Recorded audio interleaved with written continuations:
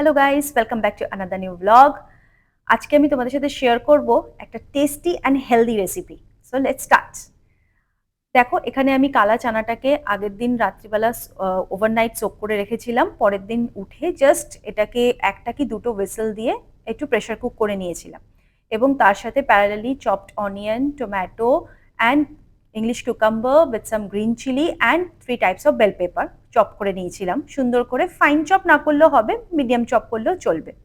তার সাথে along with that আমি একটা বলে হাফ অ্যান আওয়ার আগে makhana, almond, cashew, 2 to 3 garlic and melon seeds and pumpkin seeds, এগুলোকে আমি হাফ অ্যান আওয়ারের জন্য সোক করে রেখেছিলাম। অ্যান্ড তার সাথে 3টে green chilli and coriander leave.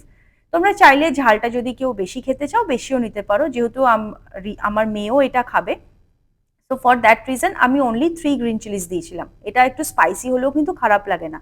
এটা একটা পেস্ট আমি মিক্সি গ্রাইন্ডারের মধ্যে বানিয়ে নেবো। তার মধ্যে একটুখানি লেবুর রস এবং একটু পরিমাণ মতন অলিভ অয়েল দিয়ে এটা একটা মিওনিজের যেরকম ব্যাটারটা তৈরি হয় একদম এক্স্যাক্ট সেই ব্যাটারের মতন বানিয়ে নেবো। বানিয়ে নিয়ে ব্যাস আমাদের ব্যাটার রেডি।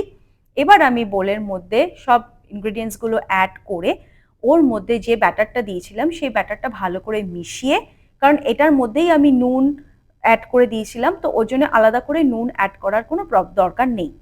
সব ভালো করে মিশিয়ে ওটাকে ব্যাস, it's a healthy and tasty salad recipe done. যারা যারা ব্লগটা দেখছো please don't forget to like, share and subscribe. দেখা হচ্ছে নেক্সট একটা ব্লগে। Tata, by.